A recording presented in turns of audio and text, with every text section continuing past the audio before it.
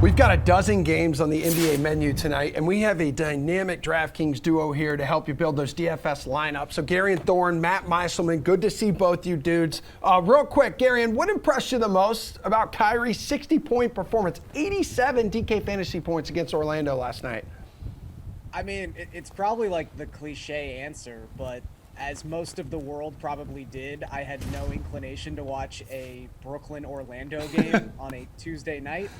I tuned in the fourth quarter when I heard something special was going on, and you know, the Magic were essentially triple teaming Kyrie, and he was still able to get his shot off, and there were a lot of difficult shots, and I think he was still perfect shooting percentage in the fourth quarter. So that was probably the most impressive part to me, just him walking down the court, everyone in the building knowing he was going to try to get his shot up, and it still being just good shots and them falling. It was impressive. I know, like, Maddie, it was one of those things. I saw DraftKings like tweet out at one point, these are video game like numbers, and I'm like, no one's even this good in video games. But he had 41 at the half, so the history was really being made in the first two quarters. Most by an NBA player in the first two quarters since Kobe 2 decades ago here, dude. This dude is a part-time employee, is an incredible basketball player, wouldn't you say? Yeah, he really is. And it just, I mean, it was a really good matchup, so I guess we can knock him a little if we really want. Yeah. And maybe some people do put up those kinds of numbers in video games. I have had some pretty solid 2K franchises with really good players that have put up some big numbers in individual games. But yeah, it was ridiculous to watch. I turned that game off late second quarter just because I was rooting for the Magic, unfortunately, and it was over very fast. But you have to just be impressed with what he was doing. Yep. It was one of the best scoring performances probably of the entire season. That could be up there with anything that anyone's done this year. Yeah, I think it did tie a season best around the NBA. Also, shout out to RotoWire's Nick Whalen, who is not here today, but yesterday he said, yeah, I'm going to pay up. I'm going to roster Kyrie Irving, and if you did just that, you got 87 DK fantasy points. As for tonight, we're going to start with the big ones. So, Gare Bear, who are you building around at center? Well, ironically enough, old news 60-point game guy, Karl-Anthony Towns. Sucks for Carl. Another New Jersey guy. Had it for like 24 hours, and then Kyrie overshadowed him. It's really not about the 60-point performance, though. This is all about matchup for me. Yes, Dwight Howard is going to be available for the Lakers tonight, but they are a team that is way too small. They are just not equipped to deal with someone like Karl-Anthony Towns. I mean, the Lakers literally in their last game against the Raptors gave up 19 offensive rebounds. I just see Cat dominating the paint, dominating the glass. This is someone who the last 4 games he's been forced to play at least 30 minutes. And again, the Timberwolves play some weird scripts just because they're as up-tempo as they are and they're as bad defensively as they are. But 30 minutes, not that big a threshold to clear for a star NBA player. He's averaging 69.9 DraftKings points in those games. It's a little bit skewed because of that 60-point performance, but he's also been able to score at least 50 DraftKings points in all 4 of those contests. So the floor is so high when he's just given an average workload, which I think he'll get tonight. I just, again, don't see the Lakers with the bodies on the interior to be able to handle him. Okay, Matty, how much money you want to spend here for your building block at center?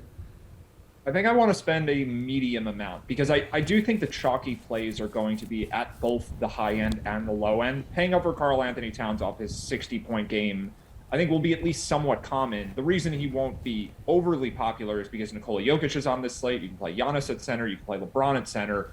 And then there are cheaper guys to play like Precious Achiuwa is way underpriced. So I'm going to the middle with Clint Capella, who I think will probably start performing at a level that we are more familiar with from previous seasons, and he hasn't done it yet this year. The best thing working for Capella right now is that John Collins is injured, and normally the Hawks will play a lot of lineups with Collins at the 5, but without him, they really are sticking to 2 true centers in the rotation with Capella and Okongwu. And then we also have Danilo Gallinari, who is banged up and may or may not play. So I think Capella's minutes are really secure, and this is also a great matchup against the Hornets, very up-tempo team. Should just be a lot of stats to go around for this entire game. It has a 240-point total. So Capella's only 6,100. I think if we look at him in a couple of weeks, his price probably will be a bit higher. And in this matchup, too, I think he's a really good play. Yeah, who better to pair up with his pick-and-roll partner, Trae Young, than Clint Capella. I like it.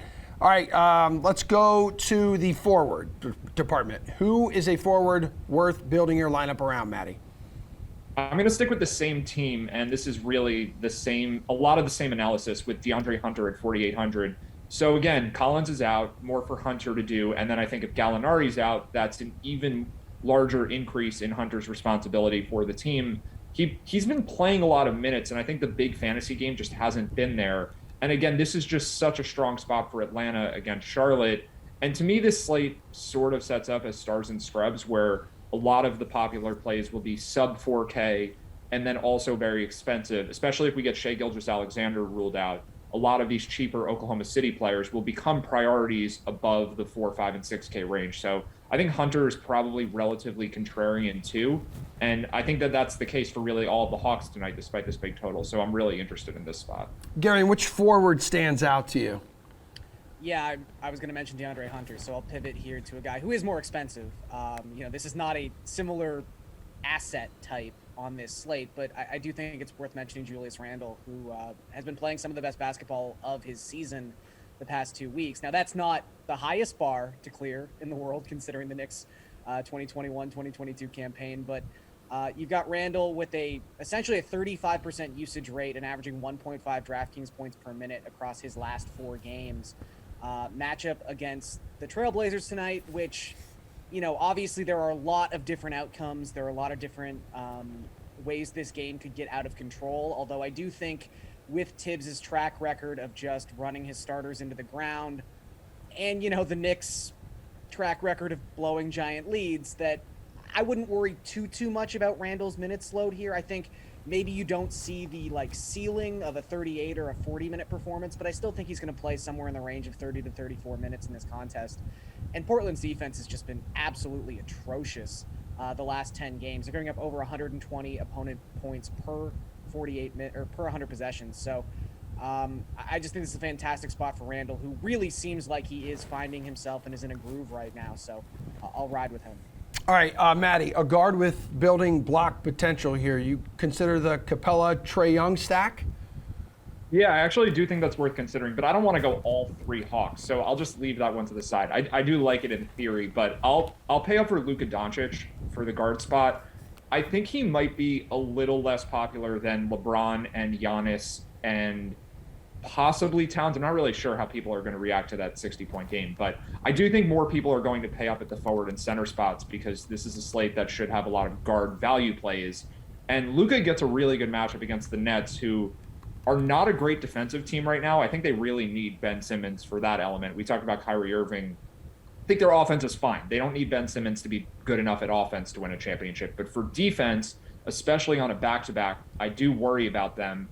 And Luka obviously is a great fantasy player. You don't really need to sell him too hard on any given slate. But I think the fact that the Nets are not a great defensive team and also that they just played last night, have to travel home from Orlando, it sets up well for Doncic, who has just been amazing almost every time out. So I think the combination of the good matchup and the low ownership make him pretty appealing. Yeah, currently leading the NBA with a 37% usage rate, and it's been even higher since that Porzingis trade. Garion, who you looking at in the guard?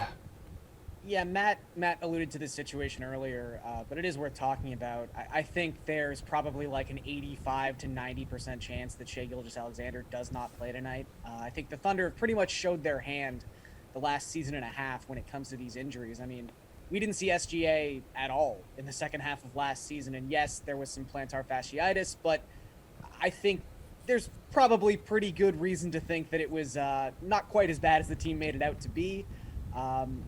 This is a team that literally announced 2 weeks ago that 3 of their rotation players were just going to be out for the rest of the season because they all had surgery on the same day.